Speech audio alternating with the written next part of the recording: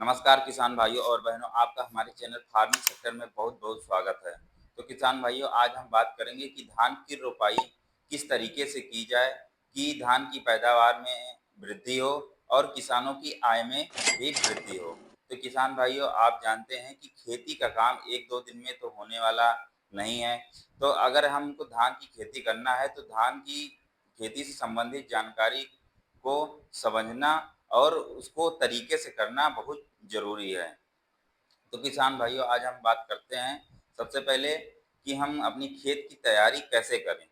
तो खेत की तैयारी करने से पहले जैसे यदि हमारे खेत में पुरानी फसलों की जड़ें हों या खरपतवार हों तो उसकी हम जुताई करवा दें और 2-4 दिन उसको रख ऐसे खुला धूप में छोड़ दें ताकि जो खरपतवार हों वो धूप में सूख जाएँ और नष्ट हो जाएँ।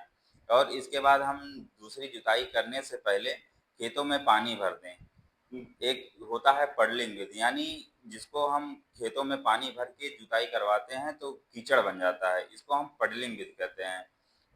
इसको करने के बाद हम अपने खेतों को समतल करा दें ताकि जो हमारा पानी का फैलाव हो वो खेतों में बराबर फैल जाए और जिससे हमारी धान की रोपाई करने में आसानी हो। खेतों के खरपतवार और कीट पर नियंत्रण करना हो तो हम अपने खेतों में 7 दिन पहले ही पानी भर दें और यह पानी 7 दिन तक भरा रहे खेतों में। तो इससे जो हमारे खेतों के खरपतवार और कीट हैं, ये नष्ट हो जाएँगे। तो बात करते हैं हम कि जैविक खाद क्या डालें अपने खेतों में खेतों की तैयारी करते समय। तो किसान भाइयों, हम गोबर की खाद को 10 से 15 कुंटल प्रति एकड़ डालेंगे और हम वर्मी कंपोस्ट यदि हमारे पास की दुकानों पर मिल जाता है तो हम उसको भी 5 कुंटल प्रति एकड़ डालेंगे। और इसके बाद हम नीम की खली जो होती है उसको हम 2 कुंटल प्रति एकड़ अपने खेतों में डालेंगे। यदि हमारे पास राख हो तो जैसे लकड़ी की हो, राख या कंडे की हो तो उसको भी हम अपने खेतों में छिड़काव करेंगे जिससे कि हमारे पौधों पर जो कीट होते हैं वो नष्ट हो जाएँगे और यह हमारे मिट्टी के लिए बहुत ही फ़ायदेमंद राख होती है। तो किसान भाइयों, हम बात करते हैं खरपतवार और कीट नियंत्रण के बारे में। तो जैसे खरपतवार जो जंगली घास होते हैं ये हमारे पौधे के पोषण और पानी को छीन लेते हैं जिससे हमारा पौधा कमज़ोर हो जाता है। इसलिए समय पर खरपतवार और कीट नियंत्रण की दवा डालनी बहुत ज़रूरी होती है। तो किसान भाइयों, हम बात करते हैं कि अब हम अपने खेतों में कीट और खरपतवार से नियंत्रण के लिए कौन-सी दवा डालें। धान की रोपाई के तुरंत बाद बूटाक्लोर ईसी 800 ml प्रति एकड़ पानी में डालकर छिड़काव करें। धान की रोपाई के 1 दिन के भीतर। धान की रोपाई के 15 दिन बाद सूरज निकलने से पहले स्पाइरेविक सोडियम 100 ml प्रति एकड़ पानी में डालकर छिड़काव करें और खेतों में 2 से 3 दिन तक पानी न भरें। कीड़े भी धान की फसल को नुकसान पहुंचाते हैं, जैसे कि तना छेदक, झुलसा रोग और पत्ती मरोड़ने वाले कीट शामिल हैं। तो किसान भाइयों, हम बात करते हैं कीट नियंत्रण के बारे में।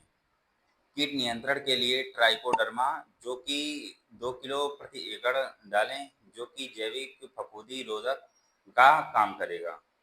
क्लोरोपाइरीफास या क्विनालफास पौधों में कीट लगने पर इसका छिड़काव करें। नीम का तेल भी आप कीट नियंत्रण के लिए उपयोग में ला सकते हैं, जो कि जैविक तरीका है। नीम का तेल आप 1 लीटर उसको पानी में डालकर और अपने खेतों में छिड़काव करें। तो किसान भाइयों, अब सबसे बड़ी बात है कि हम अपने फसल की पैदावार कैसे बढ़ाएं। तो कुछ महत्वपूर्ण बातें हैं जो हम आपसे अपने इस वीडियो में साझा करेंगे।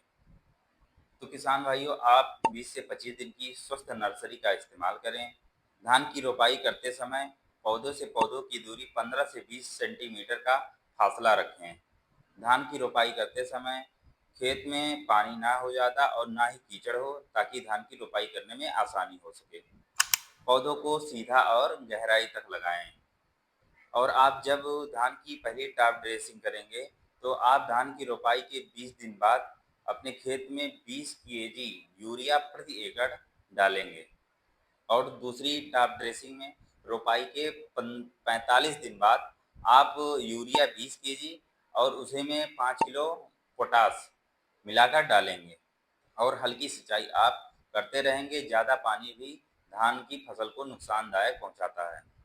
तो किसान भाइयों, आपने देखा कि हम अपनी खेत की तैयारी से लेकर खाद, दवाइयाँ और रोपाई तक स्टेप बाय स्टेप सही तरीके से ध्यान रखेंगे, तो हमारी फसलों में ना सिर्फ बीमारियां ही कम होंगी, बल्कि हमारे फसलों की पैदावार भी ज़बरदस्त होगी।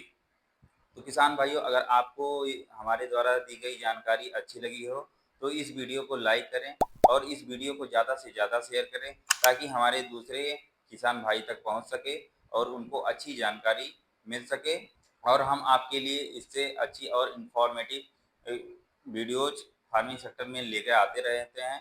तो प्लीज़, अगर आप हमारे चैनल पर नए हो, तो प्लीज़ मेरे चैनल को सब्सक्राइब कर लीजिए और कमेंट बॉक्स में बताइए कि हम आपके लिए नेक्स्ट वीडियो कौन से क्रॉप की लेकर आएँ। तो धन्यवाद किसान भाइयों, जय जवान जय किसान।